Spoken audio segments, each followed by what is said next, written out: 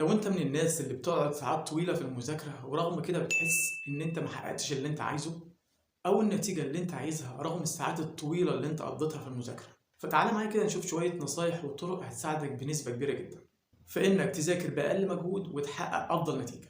واحد، تحديد الاهداف. اول حاجة لازم تبقى فاهم هدفك كويس قبل ما تذاكر.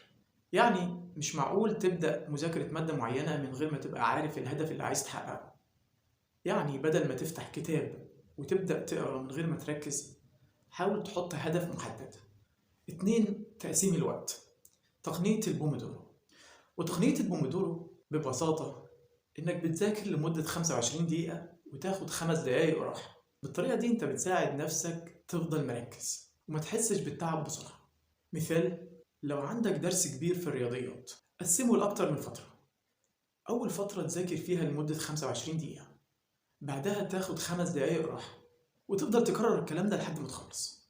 رقم 3، قانون 20-80 أو قانون باريتو.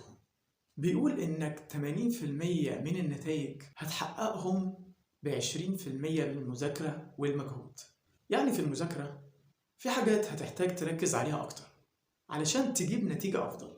مثلا في مادة زي التاريخ ممكن تلاقي إن في أحداث معينة بتتكرر في الامتحانات بشكل أكبر، فبدل ما تذاكر كل الكتاب حاول تركز على أهم النقط أو الحاجات اللي بتيجي في الامتحانات أكتر. رقم 4، المراجعة النشطة. المراجعة النشطة مش إن أنت تقعد تقرأ وتعيد تاني، لكن لازم تجيب قلم وتكتب الأفكار اللي أنت فهمتها أو تشرح الموضوع لنفسك بصوت عالي. ده بيخليك تتذكر أكتر.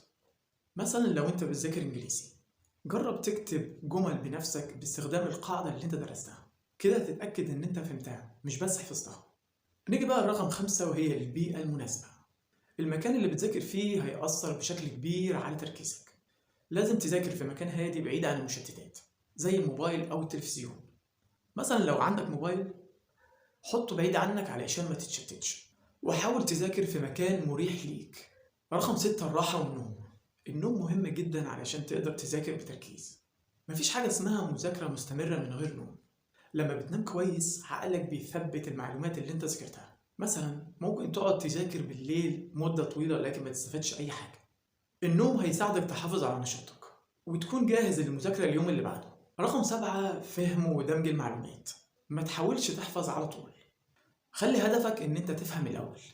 لما تفهم هتلاقي نفسك قادر تدمج المعلومات بكل سهولة. مثلا لو أنت بتذاكر فيزياء، بدل ما تحفظ المعادلات حاول تفهم إزاي المعادلات دي بتتطبق في الحياة اليومية أو التجارب العملية. ده هيسهل عليك التذكر والتطبيق.